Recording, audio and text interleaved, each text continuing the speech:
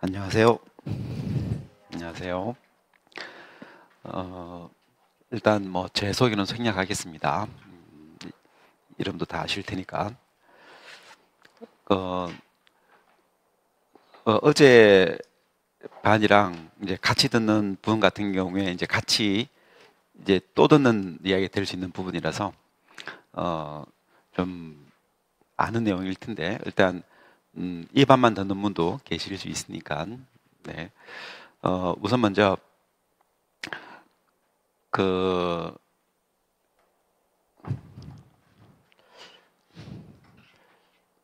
그 임용시험에 대한 전체 진행이나 또는 아니면 그, 그 어떤 걸 공부해야 되는지 과목이나 이런 부분들은 어, 그 학원 홈페이지에 영상이 하나 올라가 있어요.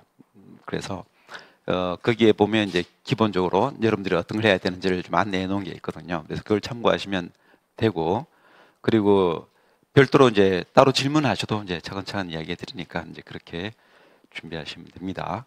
그리고 여러분들이 이제 준비해야 될 이제 내용들, 그 중에서도 이제 전공수학 공부하시려면 이제 필요한 그 과목들 이야기를 어, 좀 보면 일단 교육학하고 당연히 이제 수학 교육론을 해야 되겠죠. 이제 그건 빼고 그건 이 학원에 선생님들이 많이 계시니까 그리고 어, 이제 수학 내용학만 강의를 합니다. 그 중에서 이제 그 1번 이제 첫 번째 기본 이론에서 토요일 쪽에 있는 과목이 이제 정수론이나 뭐 대수학이나 해석학이나 이산수학 그다음에 확률 통계들이 있어요. 그리고 이제 지금 이제 아 어제가 금요일이구나. 오늘은 토요일이지. 네. 그 토요일 2반에서 이제 진행되는 건 이제 오늘 처음에 시작하게 될그 선형대수. 선형대수가 2주간 잡혀 있습니다. 그래서 선형대수. 그리고 선형대수가 끝나면 이제 미분기하가 진행이 되고 그리고 이제 2월로 넘어가서 위상수학 그다음에 복수해석학 이렇게 이제 과목들이 이제 준비되어 있습니다. 그렇게 해서 전 과목들을 이제 공부해 나가시는 게 이제 필요해요. 그리고 그 이 강의에서 이제 오늘 이제 선형대수부터 시작할 텐데 이 강의에서 그 다뤄 나가는 내용들은 일단 교재를 중심으로 다뤄 나가되 그 교재 내용 중에서 다루게 될 예제들을 일부를 미리 이제 프린트로 만들어서 드렸어요. 그래서 교재에 있는 내용이에요. 어, 교재에 없는 내용을 넣을 때도 있긴 한데 서형대수는 전부 다 교재에서 뽑았어요. 그래서 전부 다 교재에 있는 내용들인데 문제는 이제 교재를 따라가다 보면 그 예제라고 이제 풀이를 하는 과정과 좀 다르게 설명, 이게 무슨 말인지 이해하기 위한 이제 설명으로서 또 어떤 예를 들 수밖에 없잖아요. 그렇죠? 근데 그 예를 들 때도 교재에 있는 예를 중심으로 이제 다뤄 나갈 테니까 실제로는 그 프린트에 이제 뽑아 놓지 않은 예도 이제 좀 많이 다루게 되는데 그 일단 선형대수 같은 경우에는 이제 앞에 이제 오전 시간, 오전은 아니긴 하십니다. 어쨌든 지금부터 시작해서 이제 오전 시간 동안은 더더군다나 이제 그 교재에 있는 내용을 좀 따라가면서 이야기를 하게 돼요. 기초거든요. 서형대수의 기초 부분. 그리고 이게 서형대수만의 기초는 아니고 더 나아가서 다변수 미죽분학 공부할 때도 필요하고 그건 이제 해석학 파트에 약간 이제 들어가야 되긴 하는데 그게 그 미분기가 약간 포함이 되긴 해요. 그리고 미분기학 공부할 때도 기본으로 들어가야 돼요. 그래서 어쨌든 여러 부분에서 기초가 될 부분을 이제 일단 앞에 좀 다루려고 해요. 그게 서형대수 앞에 좀 쭉 들어가 있어요. 그걸 좀 보려고 합니다. 그리고 여러분들이 이제 오늘 수업을 들어요. 사실은 이제 서형대수는 오늘 이 끝이 아니라 다음 주까지 이제 해야지 이제 서형대수가 일단 기본 이론이 끝나거든요. 그래서 그 기본 이론이 끝나면 그러면 이제 여러분들이 풀어보고 그리고 이제 그 풀어본 내용을 그 이제 제가 쭉 체크를 해서 결과를 돌려드리고 이렇게 하도록 하기 위한 이제 일종의 문제지 같은 거죠. 그 문제지 같은 이제 형성 평가에서 이제 나가 있습니다. 그래서 그걸 풀어보셔야 되는데, 그거는 내가 이미 좀 알아. 그래서 다음 주까지 안 기다리고도 할 수 있긴 하지만, 사실은 이제 그 2주짜리 강의이기 때문에 일단 강의가 끝나고 나서 제출을 하시면 됩니다. 자, 지금 상황이 약간 이제 어떻게 되는지 모르겠는데, 그리고 이제 제출하실 때, 직강 같은 경우에는 그 종이로 되어 있는 거기다가 바로 제출하셔도 돼요. 그런데 이제 그렇게 되면 이제 제출하는 게 일단 이제 풀어보시고 제출한 게 1주, 그리고 그걸 제가 체크를 해서 다시 종이로 돌려드리려면 또 1주에서 2주 정도가 피드백이 필요해요. 내고 돌려받고 이렇게요. 근데 그게 좀 불편할 수 있으니까 그 이제 강의 이론이 끝나고 공부를 하시고 나면 이제 풀어보실 거 아니에요.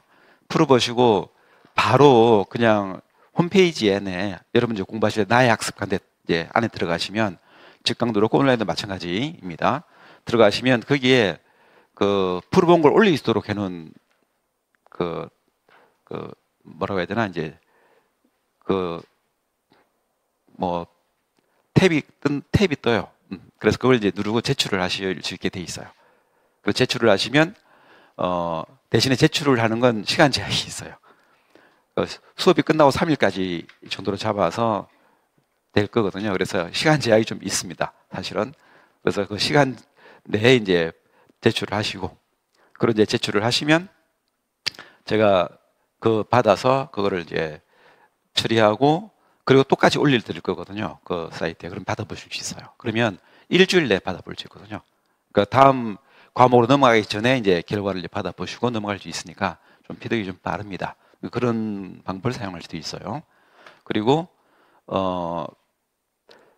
그 올리실 때 그렇게 이제 그 온라인으로 이제 온라인이든 아니면 이제 직강 듣는 분도 마찬가지로 이제 홈페이지 올리실 때 그 형성평가 두 면이거든요. 두 면이 양면인데 한쪽은 기입형 문제이고 뒷면에 이제 서술형 풀어가지고 이제 여백을 좀 넉넉히 드린 뒷면이 있어요. 그래서 앞에 있는 걸 풀어보시고 결과를 뒷면을 보시면 하단에 기입으로 답을 적는 칸이 있어요. 밑에.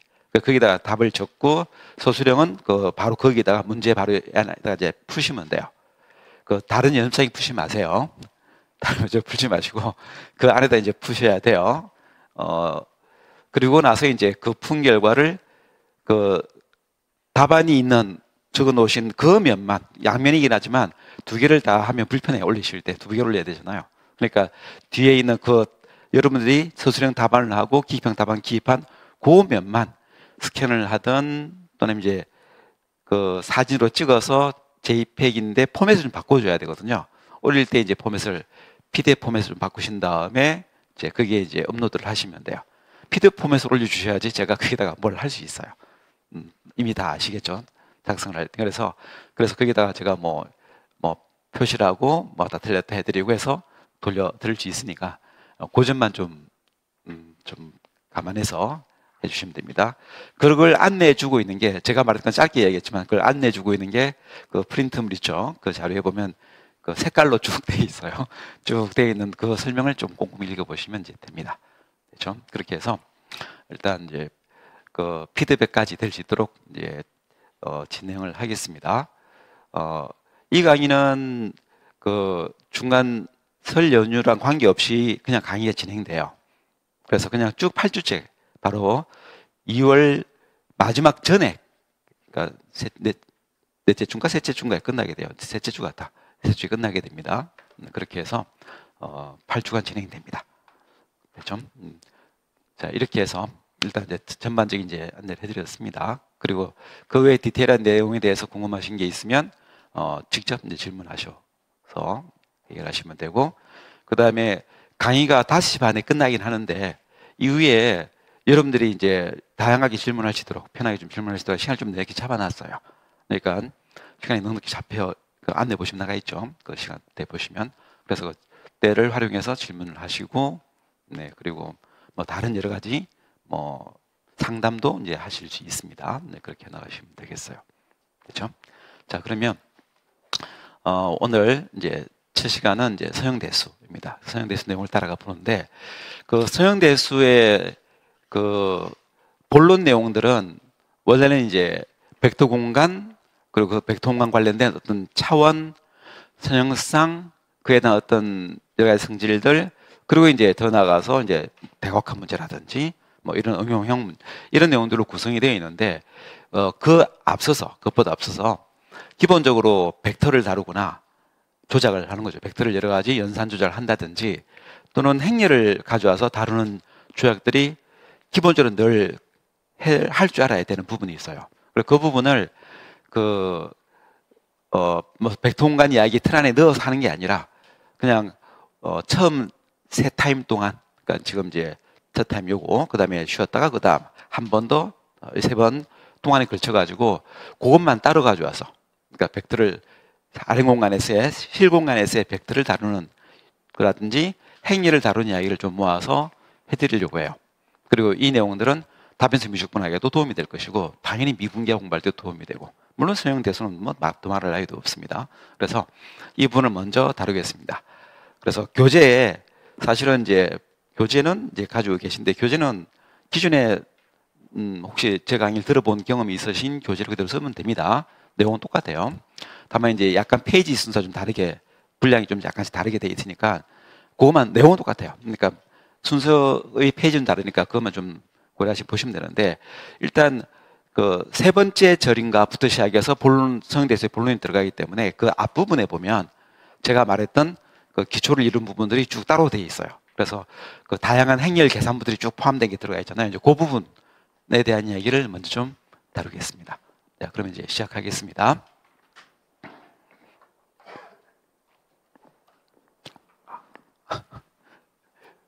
손을 남겼네.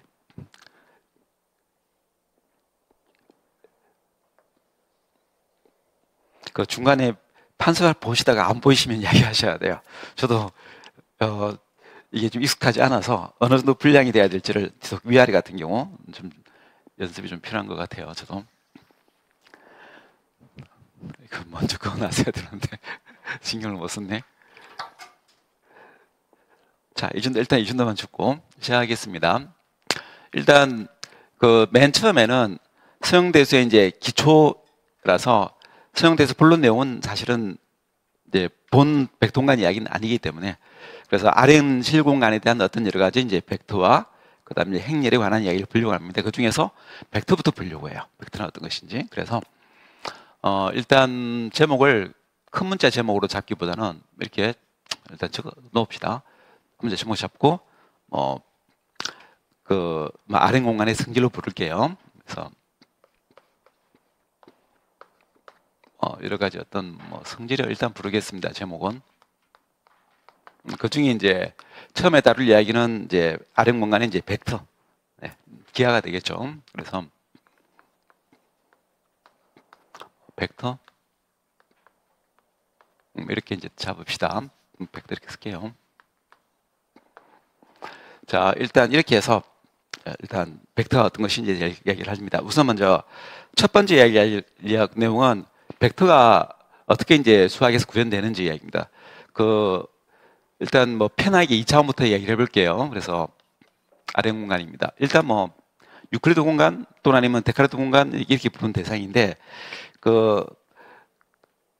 데카르트 공간을 나타내요. 얘는 데카르트 공간이고, 유클리드 공간은 이렇게 안 쓰고 보통 E라고 써요. 유클리드의 첫 글자죠. 이렇게 쓰고 이렇게 이제 표현을 합니다. 이게 유클리드의 E를 써서 유클리드 공간 이렇게 말을 하고, 그리고 이제 약간 이제 철학적인 관점에서 이게 이 앞부분 이야기는 약간 철학적인 관점이 약간 포함합니다. 왜냐하면 고대 수학에 가깝기 때문에. 이건 뭐냐면 좌표계 조차 없는 텅 빈 공간이에요. 얘를 뭐로 이해하냐면 그냥 텅 빈 공간으로 보는 겁니다. 이렇게요. 만약에 n이 2면 텅 빈 평면, 그 다음에 3이면 텅 빈 공간, 3차원 공간 이렇게 이제 보는 거예요. 그래서 텅 빈 공간이나 텅 빈 평면, 이렇게 n이 3일 때 그 다음에 텅 빈 평면 N2일 때 뭐 기준점도 없고 어쨌든 이 안에서 뭐 유클리드가 말하고 싶어하는 도형들이 돌아다니는 거겠죠. 그래서 뭐 삼각형도 있고 또는 뭐 점도 있고 선도 있고 직선도 있고 이렇게요. 근데 여기서 말하는 텅 비어 있다라고 말하는 이야기의 요점은 뭐냐면 나중에 이 안에 뭘 채우는 거예요. 그 채우는 게 바로 데카르트가 고안한 좌표계가 들어가는 거예요. 그래서 요거는 좌표계를 도입을 하는 거예요. 좌표계, 그러니까 좌표축이 이 유클리드 속에 딱 들어앉아 있는 거예요. 그러면 어떤 일이 벌어지냐면 그 속에 있는 위치들 나타내는 점들에 뭐가 부여된다? 수가 부여가 될 수 있어요. 그래서 얘는 수가 부여되지 않는 거, 얘는 수가 부여되는 거, 차이가 생기거든요. 그리고 그때 사용되는 수가 실수이기 때문에 이게 실수 표현을 하는 거예요. 그래서 얘는 좌표계에 있는 거라서 데카르트가 만든 이제 공간이 돼요. 그래서 데카르트 공간.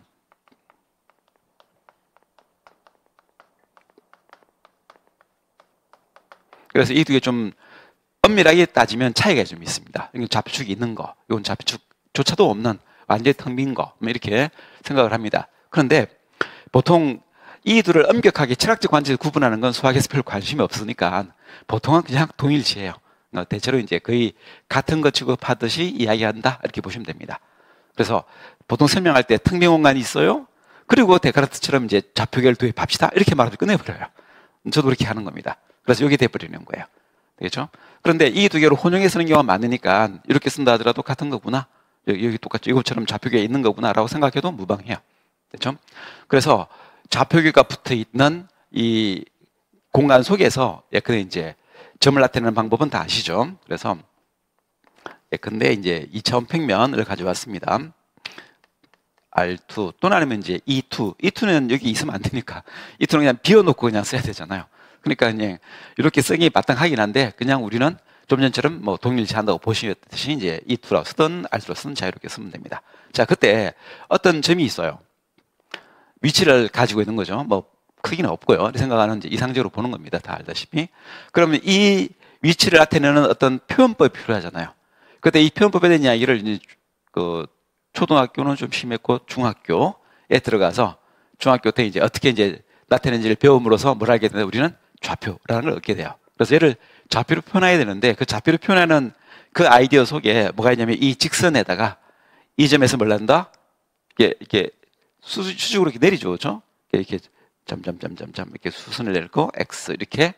왜냐면 이건 수직선이기 때문에 수로에 채워진 직선이니까 어떤 위치든 다 실수가 부여되어 있어요. 그래서 이 위치에 해당 되는 실수를 찾을 수 있죠. 같은 방법으로 여기다가 이제 또 이제 수직으로 내려서 여기다가 Y 이렇게 놓고 이 위치도 이제 확인할 수 있습니다. 그리고 이 점은 그 둘을 같이 가져야지 위치를 알 수 있으니까 우리는 이거를 X, Y라고 점을 나타내는 도구로 이제 사용을 해요. 그렇죠? 자, 여기까지는 우리가 잘 알고 있는 뭐 기초 학교 수학의 내용에 해당됩니다. 중학교. 근데 이제 여기다 우리는 뭘 하려고 했다?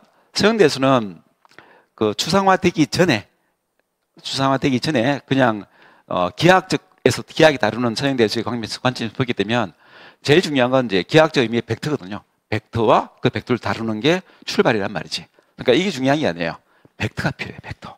그러니까 여기다 이제 벡터를 이제 투입하자는 얘기예요. 벡터를 여기다가 투입하자.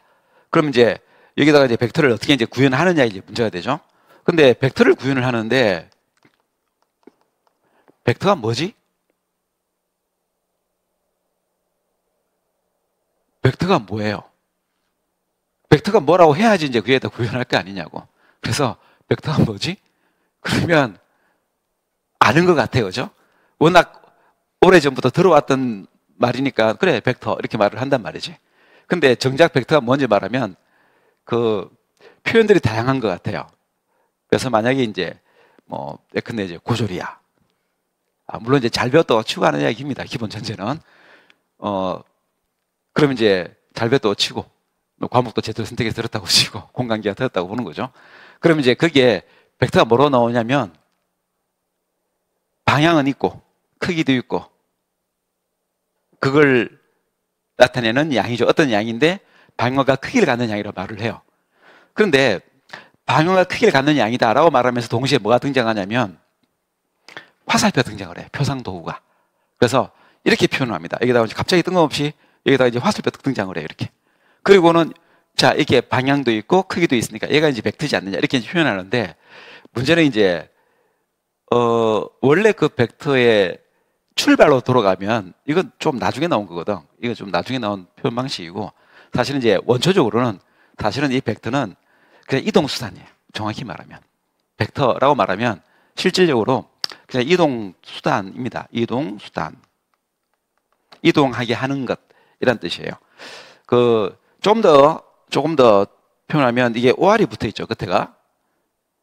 그 사실은 벡터의 이 처음 요 세 글자 VEC 쓰는 거하고 옛날로 돌아가면 이제 영어일 수도 있고 어쨌든 서구 쪽에 쓰는 라틴어일 수도 있고 그리스어까지도 일 수도 있고 그것으로 막 돌아가잖아요. 옛날 돌아가게 되면 그 영어에서 비클 뭐죠? 운송수단 비클 차량이나 타는 것들을 전부 다 통칭하죠. 기차나 이걸 다 아울러서 우리는 이제 비클 이렇게 부르잖아요. 그 단어하고 비클이라는 단어하고 이게 동의어예요. 똑같은 말이에요. 똑같은 말. 동의어가 아니라 같은 단어예요. 근데 이제 역사가 좀 지나다 보니까 이게 글자가 여기다 쓰이고 저기 되면서 바뀐 것 뿐이라고. 같은 말이란 뜻이에요. 그러니까 요 VC에다가 비클 글자를 이렇게 갖다 붙이면 조합이 되면 그냥 똑같은 말이거든. 그러니까 여기까지는 뭐라고요? 예, 운송수단이라는 말 뜻인 거예요. 그리고 뒤에 뭐가 붙어 있다? W이 붙어 있잖아. W이 붙어 있으면 뭐예요? 자. 무슨 자. 사람이란 뜻, 사람.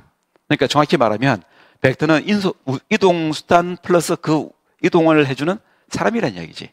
이동하는 것, 이동하게 하는 것. 이동수단. 이동하게 하는 것. 되겠죠?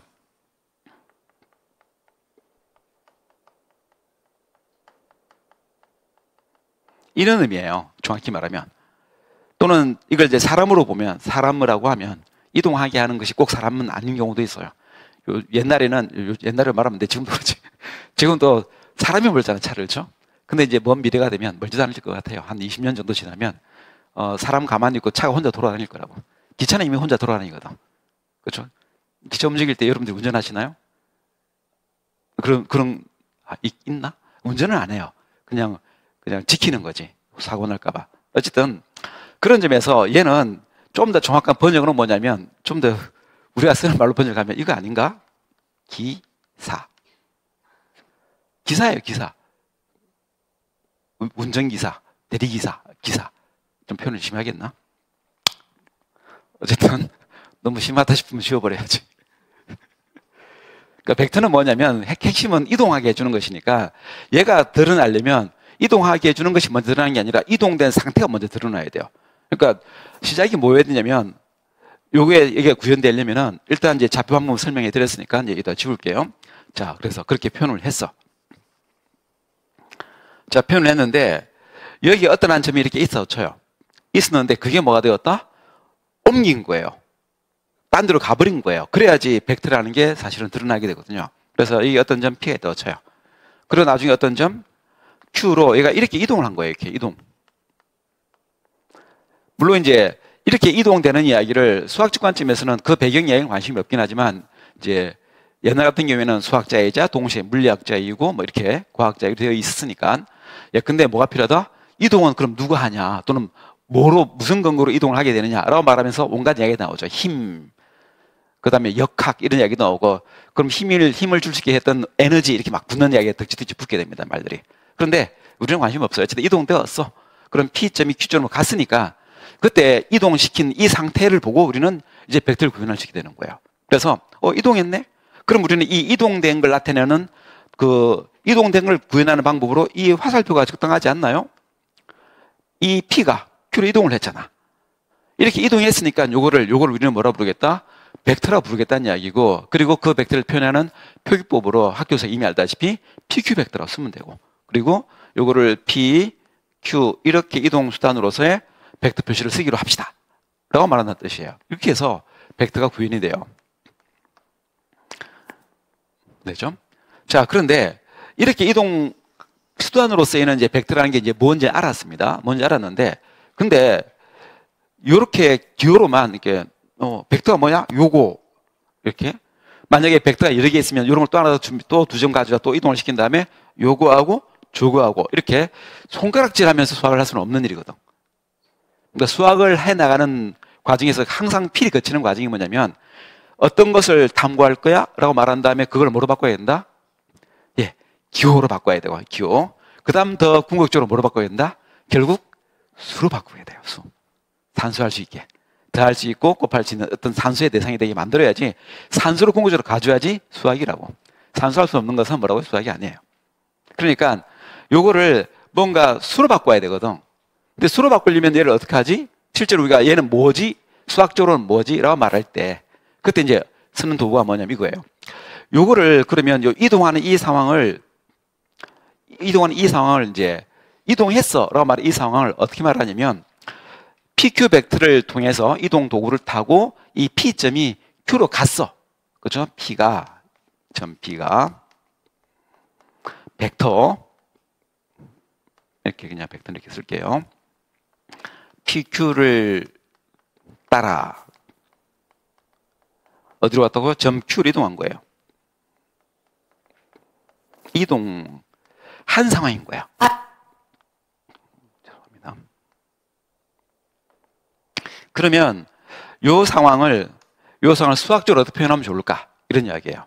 그때 이걸 수학적으로 표현하기 위한 아이디어를 보통은 이제 미리 옛날에 배웠던 아이디어를 통해서 이제 획득할 수 있거든요. 그게 무엇이냐면 학교 수학 중학교 1학년 때 뭘 배우냐면 수직순위에서 그 음의 개념인 정수를 도입하는 과정에서 어떤 이야기를 하게 되냐면 이런 이야기를 하게 돼요. 여기 3이 있어.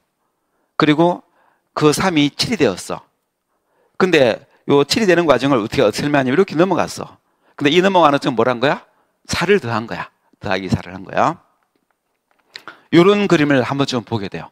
그러니까 3에다가 4를 더하는 게 7이 돼. 되겠죠? 그래서 실제로 여기다 더하기 4를 하면 나와요. 뭐 당연히 잘 나오죠, 뭐. 그렇죠?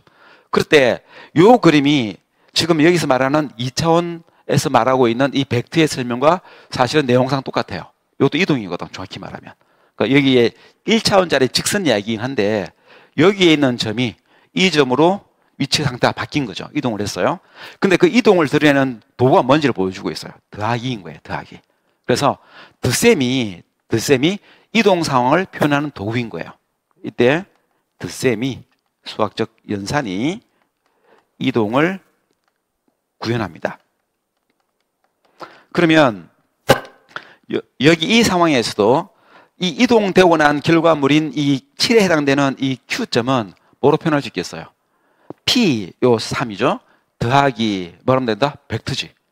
요 화살표 효과를 해주는 게 더하기 4라고 했지만 지금 여기서는 이제 4는 아니니까 벡터를 더했다고 생각하면 되겠죠? 이걸 벡터 역할로 보시면 돼요. 그래서 요게 벡터의 역할이고 요게 점이지 뭐. 점 3과 점 7 이렇게 이제 생각을 하시면 이 아이디어대로 여기다 구현하면 된다는 이야기죠. 그러면 일로 넘어와서 좀 전에 했던 이 글로 되어 있는 또는 아니면 이제 시각적으로 표현되어 있는 이렇게 되는 상황을 결국은 이렇게 표현할 수 있어요. 점피가 있었어. 근데 그 점피를 어떻게 했다고요? 벡터를 어떻게 주어서? 더해 주어서입니다. PQ 벡터를 더해 주어서 뭐가 되었다? 결국 Q가 되었지. 이렇게요. 이렇게 표현해 주면 돼요. 그러면 이렇게 표현을 하게 됨으로써 벡터가 무엇인지를 끌어낼 수 있는 시작이 되겠죠. 그럼 벡터는 뭐예요? PQ 벡터. P를 더해주던 P를 이동을 시키면 되지 않겠어요? 그렇지. 이항을 시키는 과정은 마이너스로 가야 되고 이렇게 빼면 되지. 이렇게 해서 벡터가 조금 더 연산적인 모습을 갖추게 할 수 있어요. 그리고 조금 더 구체적으로 얘기할 수 있게 됩니다. 구체적으로 예시화 현상을 해서 만약에 P점이 이제 예를 그냥 간단한 예시로서 이 경우 예를 이야기하기 위해서 예컨대 P점이 1,1이었다고 쳐요. 뭐 위치가 좀 애매하긴 한데 그냥 대충 1,1인 좌표를 가지고 있는 이건 좌표입니다. 그 다음에 Q란 점은 뭐 이리저리 이동을 해가지고 뭐 4,3이 되었다고 칩시다. 4,3 이렇게 이제 일 때는 PQ 벡터는 어떻게 구현이 되냐면 PQ 벡터는 어떻게 된다? Q에서 P를 뺀다라는 이야기죠. 근데 Q가 뭐예요? 4,3. 그 다음에 P는 뭐죠? 1,1 이렇게요. 그럼 뭐 이걸 어떻게 빼느냐라고 하는 것만 정하면 돼요. 이걸 어떻게 빼느냐라고 하는 걸 정하는데, 만약에 1차원짜리 수직선이었고 숫자가 하나씩만 나왔으면 그냥 뭘 했어요? 진짜 그냥 뺀 거지. 근데 지금은 숫자가 하나는 X축 직선 위에 있는 숫자 4와 1이고 하나가 돼 있는 바람에 3과 1이 돼 있을 뿐이니까 어떻게 하면 되겠다? 그냥 그 축에 있는 숫자끼리 수직선 위에서 빼면 되지 라고 생각하는 게 좀 더 자연스럽지 않으세요? 자연스럽게 4에서 1 뺀 거 하고 3에서 1 뺀 거 이렇게. 그러면 그 결과 뭐가 된다? 3,2 이렇게 표현될 거 아니겠어요? 그래서 드디어 벡터가 뭐가 된다고요? 수로 표현되는 도구를 이제 얻게 되는 거예요. 그리고 이렇게 표현된 이 수로 표현된 얘를 해석하는 방법이 이제 하나 생기게 돼요. 그 해석하는 방법이 뭐냐라는 이야기인데, 얘를 이렇게 생각할 수 있어요. 1,0이라는 것도 사실은 주어진 축을 이용해서 점들의 표치를 이용해서 이렇게 표현할 수 있거든요. 만약에 두 점인데 하나가 처음부터 원점이야. 그럼 원점이 하나 있으면 좌표가 0,0일 거 아니에요. 그리고 여기에 1,0인 점이 있다고 칩시다. 1,0인 점이 있다고 쳐요. 그러면 요 점의 좌표는 1,0이고 원점은 0,0이니까 그걸 이동시키는 벡터는 그냥 1,0과 똑같이 나오게 될 거라고. 뺀 결과 똑같이 생각해 보시면. 그래서 여기다가 벡터의 표현 수단인 요 벡터 화살표를 표현해주고, 요게 이것처럼 표현하면 숫자가 1,0이 나올 거라고 생각할 수 있어요. 그리고 이 벡터는 다른 벡터를 만들어내는 어떤 표현으로 사용할 수 있게끔 하기 위해서 기호를 하나 더 짧게 잡읍시다. 이렇게 두 점 PQ를 써도 되긴 합니다. 근데 요거를 그냥 간단하게 뭐라고 더 짧게 지칭하기 위해서 이렇게 부를게요. 요거를 E1 이렇게 부릅시다. 요 벡터를. 그 다음에 Y축에 붙어 있는 경우도 동일하게 위쪽으로 좌표가 1하고 되어 있는 점을 가져와서 역시 벡터를 표현해 주고요. 원점에서 요 점까지 벡터를 표현해 주고 요걸 E2라고 벡터라고 부르기로 해요. 지정을 해줘요. 그리고 나서 요 두 개의 벡터가 준비가 되면 이 벡터를 가져와서 3,1을 어떻게 표현하면 좋을까? 이건 벡터니까 어떻게 하면 된다고요? 3,2까지의 점이 여기 있다고 생각을 합시다. 이게 좀 이리로 가야 되나? 이때 요 점의 좌표가 3, 이건 점의 좌표예요. 이건 점의 좌표예요. 근데 앞에 했던 것처럼 요 두 개 하듯이 원점을 여기다 뺍시다. 원점을 빼요. 그럼 똑같은 숫자가 나오거든. 그러니까 여기나 이 PQ 말고 요 PQ 말고 3,2에서 0,0 원점을 빼서 계산해도 똑같이 나온단 말이죠. 그러면 요거 두 개는 일단 같은 숫자로 표현되고 있는 대상이니까 같은 거잖아. 그리고 우리는 얘를 표현하는 방법으로 이거를 이용해도 될 거 아니겠어요. 근데 이거는 어떻게 표현되냐면 요거를 한 칸, 두 칸, 세 칸을 더 늘리고 길이를 요 E1이라고 부른 벡터를 무슨 그 사다리 펴듯이 접힌 사다리 중에는 이런 게 있어요. 그냥 딱 길이가 딱 정해져서 걸치는 그런 사다리도 있지만 일단 처음에는 접어가지고 좀 줄여가지고 짧게 만들어서 들고 다니기 편하게 한 다음에 필요한 곳에 가서 쫙 펴는 그처럼 짧게 된 사다리를 쫙 펴서 늘리는 몇 개? 3배로 늘리는 작업을 한 거라고 생각하시면 이게 3배 늘린 E1일 거고, 그 다음에 요 올라가는 요까지 올라가게 되면 한 칸 더 올라가게 되면 요거는 2배 늘린 E2일 거 아니에요. 그리고 그 두 개를 요렇게 이리 갔다 이리 갔다가 대주면 이렇게 대주게 되면 이리 갔다 이리 갔다, 이때 이동을 반복하는 건 덧셈으로 표현하면 된다고 그랬으니까 덧셈으로 표현하게 되면 바로 이 3,2라는 이 벡터 대상은 뭐로 표현할 수 있다? E1은 3번 이동을 시켜주고 E2는 2번 이동을 시켜서 나타낼 수 있어요. 그래서 이런 식으로 해서 표현될 수 있으면, 또는 이렇게 숫자로 표현될 수 있으면 결국은 그들은 뭐 동일한 벡터일 수밖에 없거든. 그럼 이제 어떤 일이 벌어지냐면 요 점을 이렇게 이동시켜주는 요 이동을 나타내는 벡터하고 그 다음에 요거, 이건 점이 얘가 아니거든요. 1,1 요 점에서 여기 4,3 이 점까지 요런 벡터가 사실은 PQ 벡터예요. 그렇죠? 요 위에 있죠? 근데 그 두 개는 결국은 같은 수치로 표현되어 있으니까 뭐라고요? 같아야 된단 말이지. 그래서 요거나 요거는 동일한 벡터예요. 그래서 얻게 된 결과가 뭐가 되겠다? 같은 방향을 가리키고 있고 길이가 똑같게 되는 벡터는 같은 거지. 그러니까 벡터는 뭘 표현하고 있는 것이다? 방향과 크기를 가지고서 어떤 위치는 중요하지 않고 그것만 같으면 그냥 동일한 한 벡터인 거지 라고 하는 걸 얻게 돼요. 그러니까 결국은 정확히 이제 말하면 좀 이것도 같은 거 아니야? 라고 하는 문제가 헷갈릴 수 있거든. 그러니까 무슨 말이냐면 벡터를 도입할 때 학교 수학에서 이런 경우가 많이 있거든요. 벡터를 이제 화살표 벌써 구분을 해주고 이게 벡터야 이렇게 말하면 화살표가 벡터라고 생각을 하잖아요. 그럼 여기 화살표 벡터야. 여기 화살표 벡터야. 근데 여기 두 개의 화살표는 서로 다른 화살표잖아. 그렇죠? 그러니까 요 두 개는 달라. 그러면 학생들에게 뭐 오개념이 생기기 시작해요. 근데 선생님이 왜 같다고 그러지? 이렇게 말한 것처럼 느껴진다는 이야기지.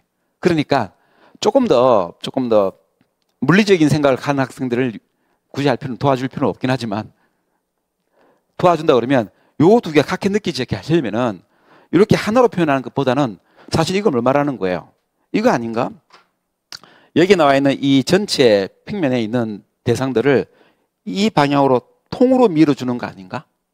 그러니까 마치 두 장의 종이를 겹쳐가지고 바닥에 있는 종이 한 장을 그 위에는 같은 종이를 덮어놓은 다음에 종이를 밀어주는 것처럼 보여줘야 되잖아요.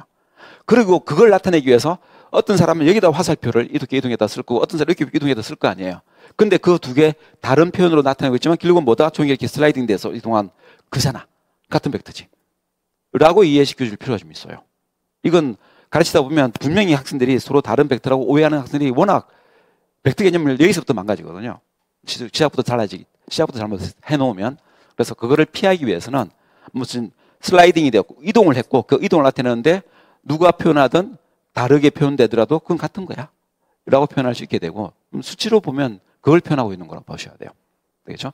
그래서 그 슬라이드를 따라서 움직이는 그 슬라이드를 따라서 근데 움직이는 기차에 누가 올라탔으면 여기서 올라탄 사람도 결국은 같은 양을 가게 되고 여기서 올라탄 사람도 같은 양을 가게 돼요. 근데 도착하는 위치는 처음에 달랐으니까 나중에 달라질 거 아니에요.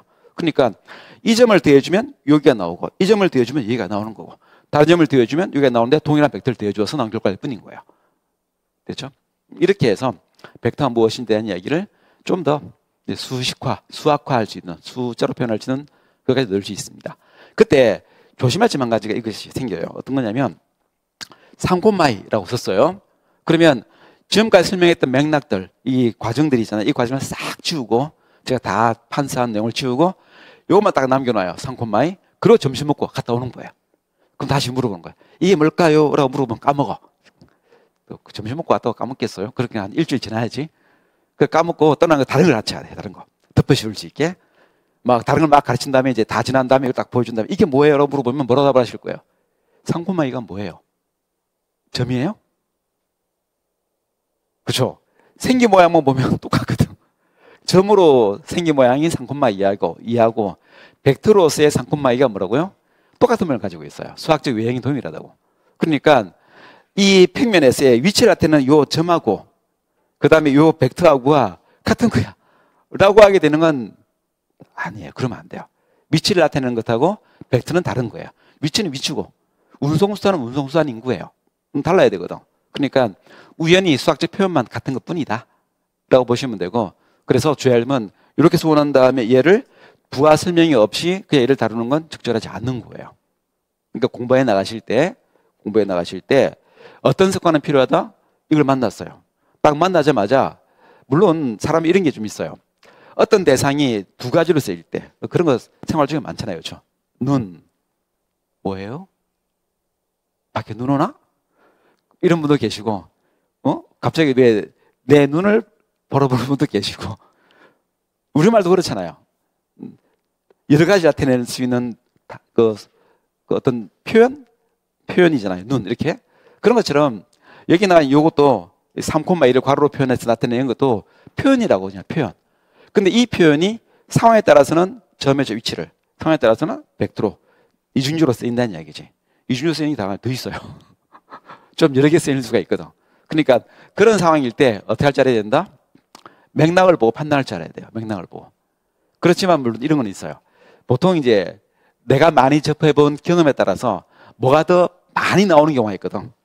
그래서 뭐가 더 잦게 나오냐면 보통 벡터보다는 좌표로 더 많이 쓰이긴 해요. 점의 위치를. 근데 일단 선입견으로 아무것도 없으니까 맥락이 없으니까 이건 점의 좌표야 라고 생각을 해두었다 하더라도 그렇지만 다른 맥락이 있으니까 한번 다른 맥락인지 한번 살펴봐야지 라고 생각을 해두셔야 되고 뭐 일단 기본적으로 벡터가 아닐까? 물론 이제 점도 벡터도 아닐 수도 있긴 합니다. 어떤 거? 얘를 나타내는 표현 중에 요거만 있는 표현 중에 점의 좌표, 그 다음에 벡터 하나 더 있어요. 어제 배우신 분인가? GCD를 이렇게 쓰는 경우가 있어요. GCD 최동영학수를 앞뒤 맥락 없이 이거 쓰면 두세 최동영학수 표현도 이렇게 써요. 그렇죠?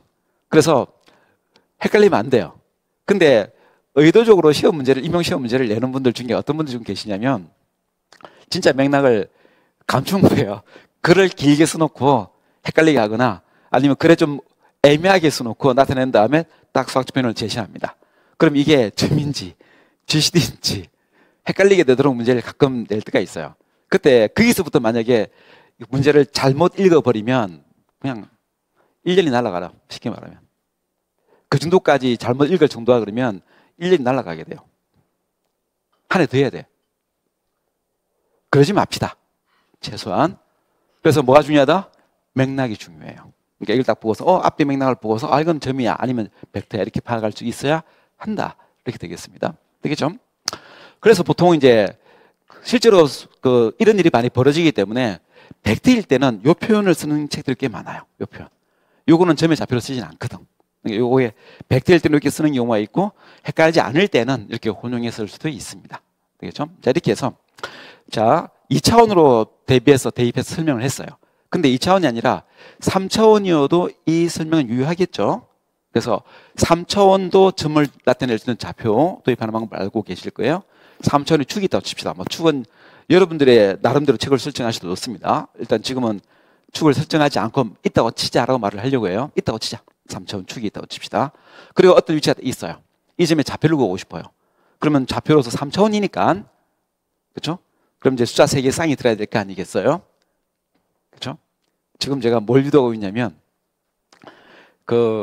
원래 아무것도 모른다고 가정을 하고 진짜로 아무것도 모른다고 가정하고 새로 태어났어? 라고 가정을 하고 가르칠 수는 없어요.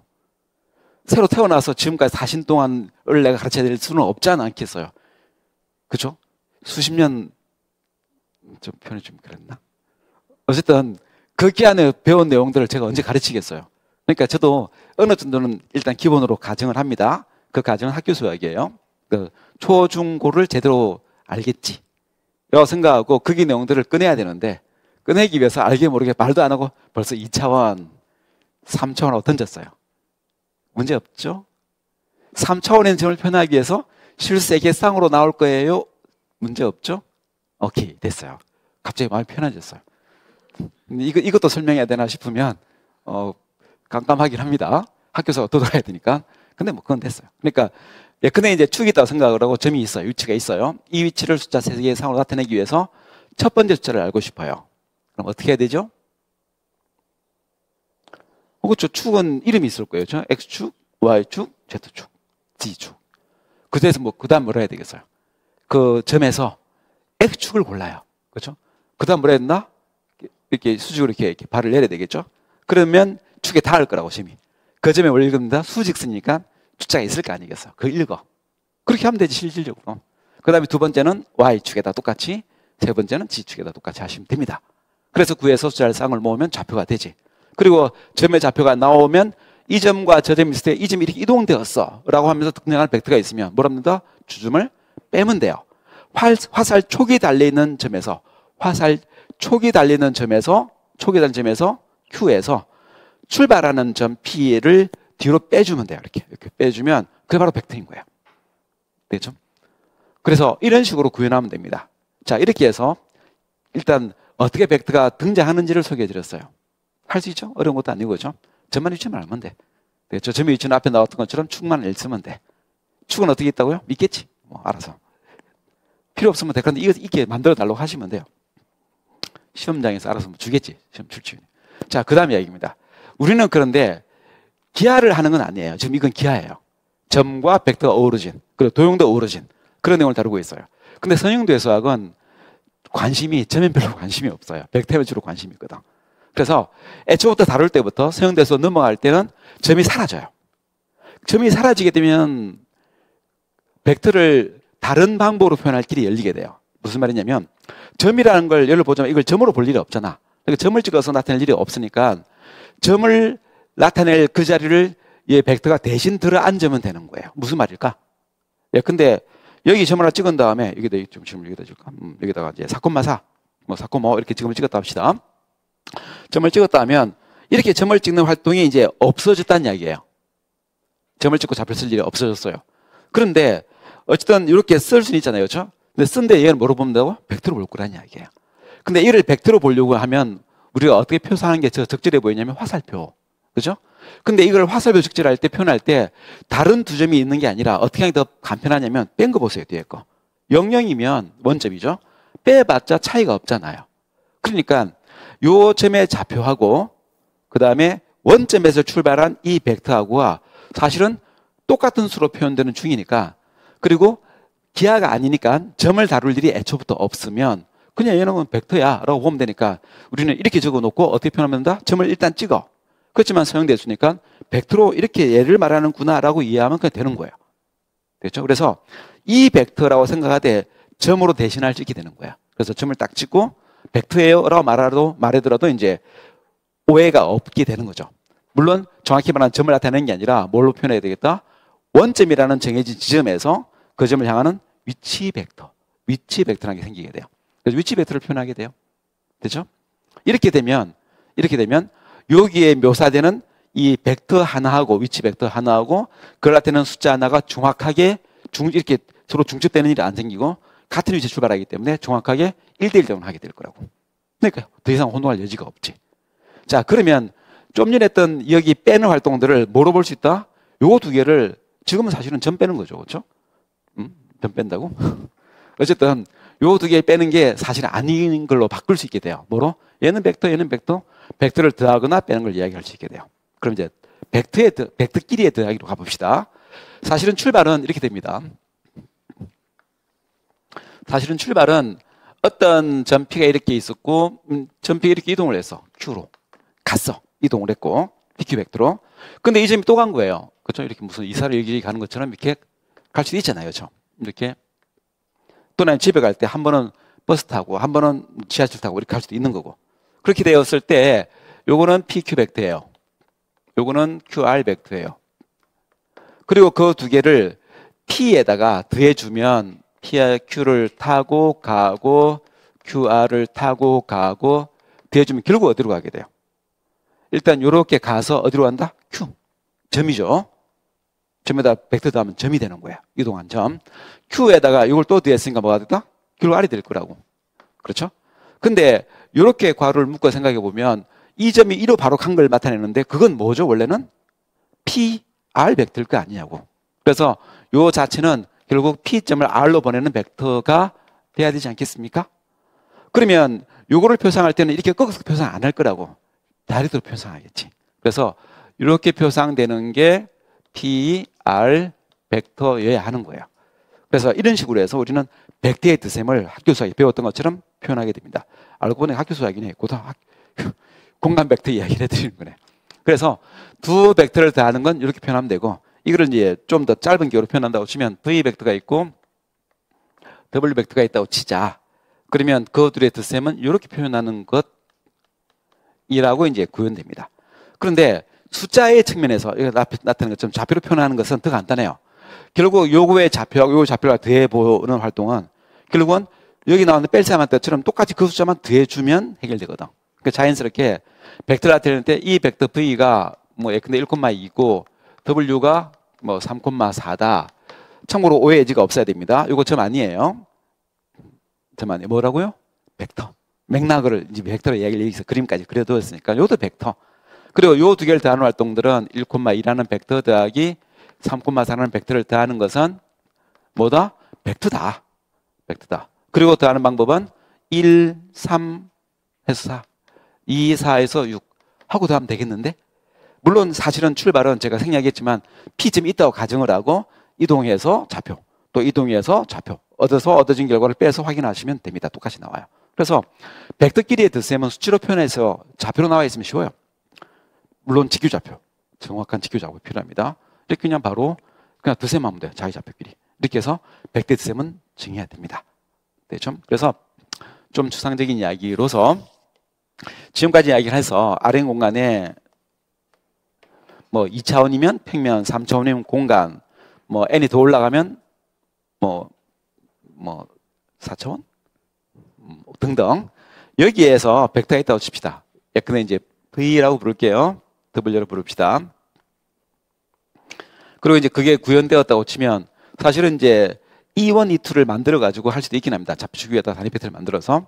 그런데 그냥 숫자로 표현하면 근데 X1, XN 이렇게 이제 수치로 표현될 거예요. 2개일 수도 있고 2차원이면 3개일 수도 있고 3차원이면 이것도 마찬가지겠지. Y1, YN 이렇게 이제 주어지겠죠. 이걸 가져와 더해요. 그럼 뭐가 된다? 그러면 X1 더하기 Y1 XN 더하기 YN이라고 여기 있는 원소들의 벡터를 더하는 걸 할 수 있어요. 참고로 이 아래는 역할이 둘로 바뀐 거예요. 처음에는 좌표로 표현되는 점을 나타내는 것들의 모임으로서 RN이었다가 지금은 RN이 뭐로 바뀌었다? 벡터만 있는 걸 보는 거예요. 그래서 얘는 점 공간이 아니기 때문에 벡터 공간으로 보는 거예요. 벡터 공간. 벡터 공간. 이렇게요. 그러니까 대상이 처음에는 뭐였습니까? 처음에는 텅 빈 공간이었던 유클리드 공간이었다가 그 다음에 좌표를 획득해서 데카르트 공간이 되었다가 이제는 뭐가 된다? 벡터 공간으로 바뀐 거예요. 이렇게. 그리고 이제 그들을 벡터로 간주한 다음에 더하기를 이렇게 놓으면 돼요. 그 다음 하나 더. 여기에다가 좀 전에 저 단위 벡터를 가져와서 2번 가져와서 한 칸, 두 칸, 세 칸 이동한 게 반복된 듯셈이니까 줄여서 뭐 3배 이렇게 했죠. 그런 것처럼 뭘 할 수 있게 되냐면 여기다가 실수를 하나 도입한 다음에 실수 K를 하나 도입을 한 다음에 이 벡터 V에다가 K배를 도입할 수 있어요. K배. K배 몇 배 도입할 수 있어요. 만약에 K가 2면 2번 늘리는 것이 되고 3이면 3번 늘리는 게 되겠죠. 그래서 그걸 도입할 수 있는데 그렇게 도입을 하게 되면 일단 이 부분은 제가 설명을 더 이상 안 하겠습니다. 원래는 지금 한 것만큼 설명을 또 해야 돼요. 스칼라 곱에 대한 이야기를. K배에 대한 이야기를. 벌써 다음 이야기 계속 하고 있네요. 어쨌든. 그러면 이제 어떻게 되냐면 만약에 2였으면 이게 2번씩 늘어나는 거든 숫자들이 다. 그러니까 K라면 뭐라도 K 번씩 늘어나면 돼. 그래서 곱이 돼요. 진짜로. K, X1, K, XN 이렇게 늘어나게 되고 그리고 이때 이 곱을 이렇게 곱하는 걸 이렇게 부르더라. 벌써 앞에 얘기했던 스칼라 곱이라고 부르게 되더라. 스칼라 곱이라고 부르더라. 이렇게 되어줍니다. 그리고 이때 사용되는 이 K를 보고서 뭐라고 부른다? 스칼라. 이렇게 이제 부르더라. 참고로 벡터가 어원이 무엇인지 말씀드렸다시피 스칼라도 간단한 어원을 이야기해드리면 스칼라에 나오는 이 요렇게 스칼라, K 이렇게 되죠. 요 단어가 어디 들어있냐면 에스컬레이터. 그게 들어있죠? 그건 뭐예요? 내가 가만히 있으면 알아서 나를 2층으로 올려주는 거죠. 그렇죠? 그렇죠? 나를 이동시켜주는 그렇죠. 근데 사실은 약간 어떤 느낌이냐면 원래는 계단처럼 올라가는 그 대신에 자동화 시켜놓은 것 뿐이니까 원래는 계단이었을 거고 더 옛날로 가면 계단이 어디 있어요? 옛날에는 다 뭐다 사다리 올려놓고 올라갈 거 아니에요. 그래서 이게 어원이 원래는 사다리예요. 사다리. 이 옛날에 요 말은 그냥 우리가 보통 2층 올라갈 때 걸쳐놓고 올라가는 그 사다리 나타내요. 사다리. 근데 그 사다리인데 이 사다리가 무슨 역할을 하는 거라고요? 길어졌다. 더 높이 올라가기 위해서. 또는 낮은 데 있으면 짧아졌다 하는 역할을 해주는 거거든. 그래서 얘가 뭘 말하냐면 덜쭉날쭉하게 해주는 도구인 거예요. 사다리처럼 늘렸다 줄였다는 거예요. 갈 수 있는 곳을. 그래서 사다리처럼 늘렸다 줄였다 하는 것. 늘렸다 줄였다는 것. 이런 용도로 쓰이는 단어에 이 글자가 들어가기 시작해요. 그래서 스칼라 곱의 의미가 뭐냐면 벡터를 한 벡터가 이렇게 주어져 있는 걸 그거를 더 길게 더 줄여서 짧게 이렇게 만든다는 의미에서 덜쭉날쭉하게 만들어진다는 의미에서 스칼라 곱 이렇게 말하게 돼요. 네, 그래서 어쨌든 뭐 어원이 중요한 건 아닙니다. 어쨌든 이렇게 해서 두 가지 인산을 일단 가지고 있더라 입니다. 그래서 Rn 공간은 자연스럽게 벡터들의 공간으로 볼 수 있게 되더라. 그냥 바로 들어간 게 아니라 몇 스텝을 거쳐가지고 넘어오게 되어서 벡터 공간이 되는 거예요. 그리고 그들은 자연스럽게 덧셈과 스칼라 곱이라는 인산을 획득하게 되더라. 그리고 이렇게 정의되어 있으니까 이렇게 정해 놓았으니까 이들에 대한 성질을 이제 조사해 나갈 수가 있게 돼요. 그럼 조사하게 되면 근데 교환 법칙 만족하고 그러니까 순서 바꿔 더해도 똑같이 나오겠죠 숫자가? 똑같은 벡터라는 뜻일 거 아니에요. 그러니까 교환 법칙이 있을 것이고 그 다음에 뭐가 있을까요? 세 개를 더할 때 벡터가 3개 있어. 여기 2개가 아니라 하나 더 있다고 쳐. 그러면 요리가 딱 더한 다음에 다시 하나 더 가는 거 하고, 요리 가는 것 전에 먼저 요 다음에 갈 2개를 먼저 더해가지고 그 다음에 요거 간 거, 요거 다음에 더한 걸 해도 결국 같아져. 그림을 설명하죠, 보통. 근데 안 했습니다. 뭐라고 그러겠어요, 그거를요? 벡터 3개를 더할 때 앞에 거 먼저 괄호로 더하는 거 하고 뒤에 괄호 더하는 게 같아지겠지. 이런 성질들이 이제 추상화되고 난 다음에는 뭐 결합법칙 또는 뭐 교환법칙 뭐 여러 가지 이야기들로 이제 법칙화 되면서 추상화된 벡터 공간의 정의로 바뀌어 나갈 거예요. 근데 그런 이야기들은 오해합시다. 오해합시다. 추상화된 이야기 오해할 테니까 이미 정해져 있는 이걸 보고서 조사하면 되는 거니까 자연스럽게 나올 거예요. 신경 쓰지 않아도 된다는 이야기입니다. 이렇게 해서 우리는 이런 것들을 알게 되었다. 그런데 사실 RM 공간에서 뭔가 더 의미 있는 일을 하려면 요거 끝이 아니에요. 요런 연산만 있는 게 아니라 사실 더 있어요. 그리고 거기에 더 있는 이야기를 그 중에 이제 첫 번째 얘기를 하겠습니다. 그 첫 번째가 뭐냐면 이런 게 있어요. 내적이라는 게 있어요. 내적. 제가 내적이 뭔지 말 안 하고 바로 내적에 불러도 되나요? 되지. 학교 수학이니까. 학교에서 내적 배웠잖아요. 그렇죠? 그러면 이제 2차원이든 3차원이든 내적이 무엇인지를 배워봅시다. 내적. 이라는 게 있다. 내적이 어떻게 정의되어 있죠? 근데 이제 2차원이라고 칩시다. 근데 이제 2차원입니다. 2차원의 내적이 뭐죠? 내적이 어떻게 되더라? 학교 수학에서 내적을 가르쳐 주죠. 뭐죠?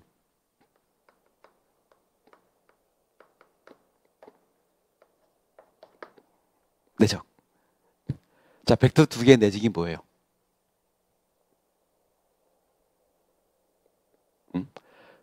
고등학교 나왔잖아요. 거기서 배웠잖아요. 그 벡터 2개 떠십시다. 그냥 평면이에요. 평면. 벡터원으로 보셔도 되고 필요하시면 점 필요하시면 갖다 더 덧붙여도 한 게 없고. 자, 그때 벡터 있다고 칩시다. V가 있고. 일단 위치 벡터처럼 그리기 위해서 여기 원점인데 원점 표시 하나 바로 쓰겠습니다. 원점이라고 생각하세요. W가 있어요. 그때 이 2개의 벡터를 가져와서 내적 표시를 하겠습니다. 이때 내적을 표시할 때 그 학교 수학에서는 점을 찍죠. 닷 프로덕트에서 점을 찍습니다. 근데 똑같이 내적인데 이제 그 대학교에서 배우시면 다른 교가 하나 더 등장을 해요. 둘 다 내적인데. 그래서 이렇게 표현하거나 또는 어떻게 표현하는데 이렇게 괄호 같은 걸 씁니다. 이렇게 부동호 같은 괄호. 이거를 괄호 이렇게 쓰는 경우는 없어요. 이렇게 쓰는 경우는 없다 말할 수는 없어요. 그 수학에서는 저렇게 안 써요. 내적을. 저 유치원 잘 안 쓰는데 가끔 이제 쓰는 경우가 없진 않습니다. 근데 이제 다른 동네, 물리라든지 이런 동네는 수학과 아무 상관이 없거든. 수학에서 어떻게 정해도 걔들 지킬 마음이 없나 봐. 그래서 이렇게 쓰거나 아니면 여기다가 이렇게 쓰거나 이렇게 쓰는 내적 기호가 사용돼요. 실제로는. 쓰긴 합니다. 쓰긴 하는데 우리는 이제 고등학교 때 배웠던 내용이니까 이렇게 쓰거나 아니면 대학교에 더 많이 쓰는 기호 중에 이렇게 나올 수도 있어요. 또는 이렇게 쓰시면 됩니다. 어쨌든 내적은 이렇게 나와 있긴 한데 표기가 중요한 게 아니라 뭐라고 하더라? 내적이 뭐죠? 일단 벡터를 가져와서 자로 재요. 12cm 이렇게 자로 재죠. 그 12cm 나타내는 기호가 있어요. 그렇죠? 크기 나타내는 기호. 그렇죠? 절대값이 2줄로 되어 있는 거. 이렇게 되어 있는 거. 근데 이 기호도 요즘은 그 책에 따라서 요즘은 이게 2번 쓰는 것도 힘든가 봐. 책 쓰는 사람들이. 그래서 게을러져 가지고 한 줄로 쓰는 책도 많아요. 그러니까 줄로 쓰든 한 줄로 쓰든 실제로 책이 다 있다. 라고 보시면 됩니다. 그러니까 걱정하지 마세요. 내가 한 줄 안 썼어. 라고 걱정하지 마시라는 뜻이에요. 한 줄 써도 됩니다. 그런 책도 있으니까. 그러면 요 길이하고 또 저쪽도 길이가 있죠. 그래서 또 길이 가져옵니다. 요 길이는 숫자니까 곱할 수 있어요. 그렇죠? 곱합니다. 또 이제 각도기를 들고 와요. 그래서 이 각을 재요. 그렇죠? 이때 이제 각을 뭐 라디안을 합시다. 편의상. 그래서 라디안으로 뭐 얼마 이렇게 각을 재었다 칩시다. 뭐 근데 4분의 파이 이런 식으로 또는 뭐 45도 하시든 관계없습니다. 그래서 뭘 해야 돼요? 여기다가 코사인 제타. 그죠? 코사인 값을 구해가지고 또 곱해요. 이렇게 정의를 놨어요. 길이 재고, 각 재고, 이렇게 한 게, 이게 내적이다. 이게 학교 수학 수준에서 이야기예요. 근데 이렇게 도입을 한 다음에 그냥 두지 않아요. 이렇게 도입한 다음에 좀 시간이 흐르면 여기 나와 이제 2차원이니까 V 벡터가 어떤 숫자가 있을 거 아니에요. 근데 이제 x1, y1 이렇게 쓸까? 문자를 아예 다르게 쓸까? 어쨌든 w를 x2, y2 이렇게 일 때 여기다가 일일이 이제 계산을 다 넣고 각도 가져와서 뭐 코사인 법칙을 활용을 해서 요 코사인 값도 끼워 넣습니다. 그래서 식이 한참 진행돼요. 학교 수학을 보시면 이렇게 진행되다가 결국 내적이 뭐로 바뀌냐면 이게 이제 계산한 겁니다. 요거를 여기다가 계산을 싹 끼워 넣고 계산을 수행을 합니다. 해가지고 얻어진 결과를 정리하면 요거다라고 나와요. 그게 뭐가 나오냐면 x1, x2 곱 더하기 y1, y2의 곱 이렇게 나와요. 자, 이렇게 해서 요 내용이 학교 수학에서 내적을 가르치는 중요한 내용 중 하나예요. 그래서 이렇게 물론 순전히 산수로 어떤 그 길이나 루트가 들어가야 되겠죠. 또는 코사인의 뭐 사인, 코사인 법칙들을 이용해서 산수를 쓰거나 해서 유도를 해야 됩니다. 이 유도 과정은 아시죠? 정확히 말하면 이렇게 되죠. 가르치시죠. 그렇죠? 가끔 어떤 분들은 고등학교에 또 하필이면 상황이 이런 과목에 교생으로 들어갈 수도 있거든. 그럼 여러분은 배우는 입장이 아니라 가르칠 입장이지. 그렇죠? 어떻게 가르칠지 아시잖아요. 그죠? 물론 이제 나는 그런 교생 안 했어. 나는 중학교 때 했어. 라고 하시면 상관없긴 하지만 어쨌든 학교 수학 내용이니까 이런 내용을 아실 거라고 믿습니다. 유도해 드릴까요? 그래요. 집에서 하세요. 학교 수학 내용입니다. 근데 이 작업을 2차원만 하는 게 아니라 3차원도 해요. 3차원 똑같이 합니다. 3차원도 똑같이 이제 그림은 동공이다니까.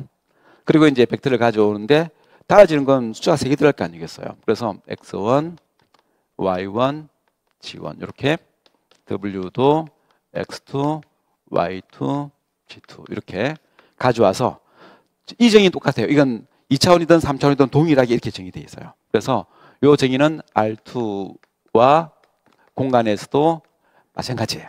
이렇게. 그래서 여기에서 두 개의 내적을 가져와서 3차원에서도 내적을 구합니다. 동일한 계산 과정을 3차원에서 수행을 해요. 그리고 나면 결과물이 이렇게 나와요.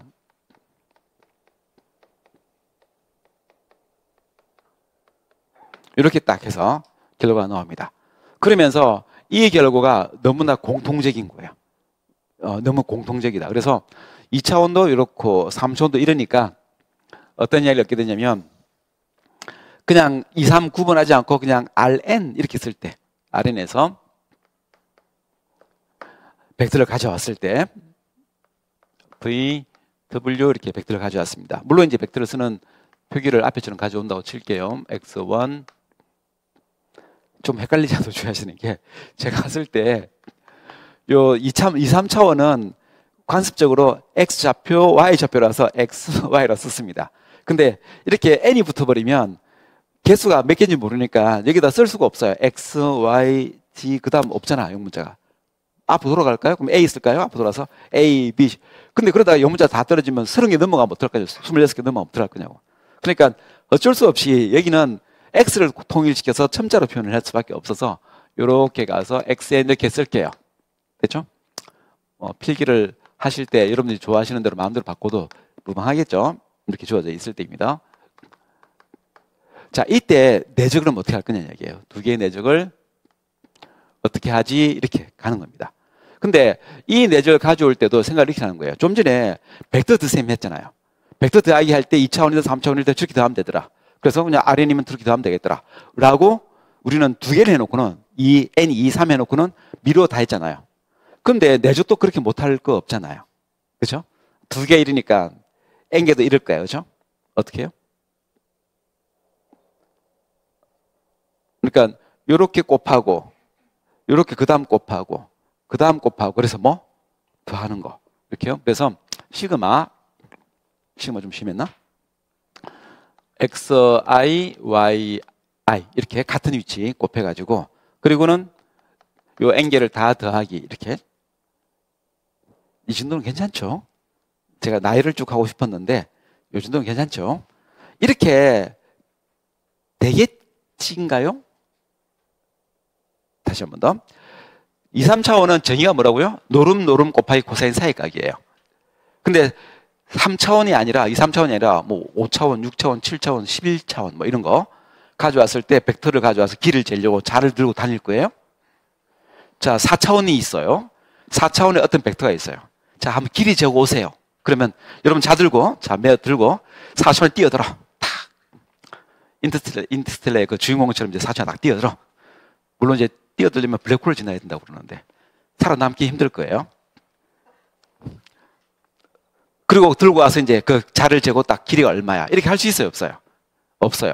그러니까 쟤를 적용을 삼아가지고 이렇게 나오더라라고 하는 건 어디까지나 학교 수학 정도 2, 3차원일 때까지만 할 수밖에 없어요. 그러니까 더 이상 일반적인 상황일 때는 이거를 뭐로 하냐라고 말할 때 주객을 바꿔야 돼요. 그러니까 정의하고 성질을 여기서부터는 정의를 할 수 있는 노름이 없으니까 바꿔야겠네. 그래서 뭐로 바꾼다? 얘를 정의로 삼자. 정의하기로 삼자. 자, 이렇게 해서 내직이라는 걸 좀 더 아는 공간에서도 정의를 하게 되더라. 됐죠? 이렇게 해서 내적이라는 것도 정의되어 있습니다. 됐죠? 이제 우리는 이렇게 정의된 내적에 대한 성질을 이제 거꾸로 가서 좀 더 기하학적인 내용과 결부해서 결과를 좀 더 끌어내어서 예제도 좀 풀어보고 해보려고 해요. 됐죠? 쉬었다 합시다.